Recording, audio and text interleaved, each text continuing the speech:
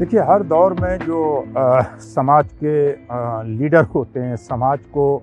दिशा दिखाने वाले लोग होते हैं, उनकी रिस्पॉन्सिबिलिटी आम लोगों से ज़्यादा होती है, क्योंकि वो ख़ुद इनलाइटन होते हैं। आम लोगों के पास वो रोशनी नहीं होती कि वो अपने मुस्तक़बिल को तय कर सकें, वो अपने करियर के बारे में तय कर सकें। इसलिए हर दौर में चूँकि समाज पर बहुत बड़ा असर हम इंडियन सब कॉन्टिनेंट में देखते हैं कि हमारे समाज पर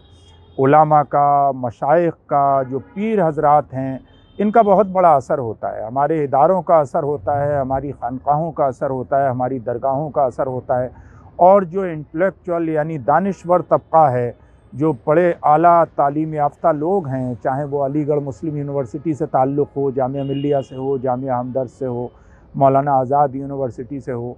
इन हज़रात का असर होता है और पॉलिटिकल लीडर्स का असर होता है। आज के मंज़रनामे में जबकि देश की आज़ादी को 75 वर्ष गुज़र चुके हैं और इन 75 वर्ष में यानी 1947 के बाद तकरीबन 10-15 साल तक तो हम क़याम अमन में और अपने वजूद को किसी सूरत से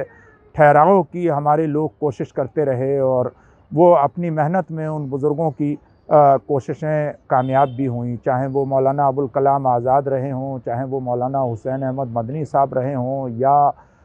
और अपनी अपनी दरगाहों और खानकाहों में बैठे हुए लोग रहे हों। लेकिन अब उस दौर से अवाम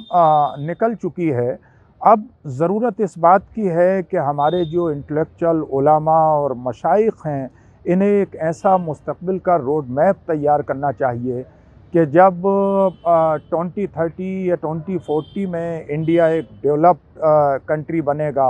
या हिंदुस्तान सुपर पावर बनेगा, उस वक्त यहाँ पर मुस्लिम समाज कितना आगे होगा एजुकेशन में, इकनॉमी में, माशियात में, कारोबार में, तरक्की में। इसलिए जिस तरह हम अपने मज़हबी मसाइल के लिए बहुत ज़्यादा सेंसिटिव होते हैं और ज़ाहिर है कि रहना चाहिए,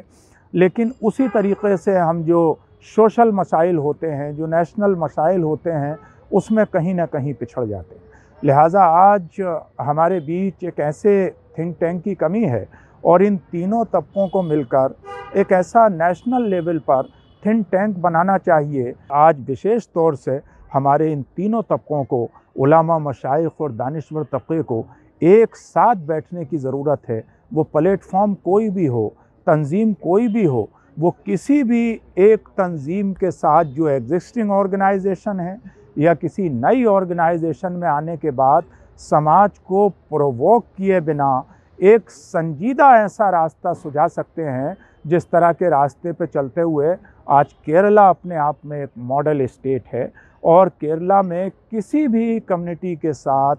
कोई भेदभाव नहीं है और वहाँ 100% लिटरेसी है, क्योंकि वहाँ तमाम समाज के लोगों ने इस तरह से बुनियादी काम किया है। या जो अदर माइनॉरिटीज़ हैं, जिन्होंने सिख कम्युनिटी ने, पारसी कम्युनिटी ने, जैन कम्युनिटी ने अपने अपने समाज में जिस तरह से काम किया है, आज मुस्लिम समाज में इस बात की ज़रूरत है कि हमारे दानिश्वर, हमारे उलामा, हमारे मशाइख एक साथ अपने तमाम इख्तिलाफ़ात भुलाकर अपने तमाम पर्सनल इंटरेस्ट से ऊपर उठने के बाद कम्युनिटी के इंटरेस्ट में, अपने देश के इंटरेस्ट में, अपने समाज के इंटरेस्ट में एक साथ बैठें और एक ऐसा रोड मैप तैयार करें जिससे इस समाज को और देश को आगे ले जाया जा सके और जो कॉन्फ्लिक्ट हैं उनको भी डायलॉग के ज़रिए हल किया जा सके।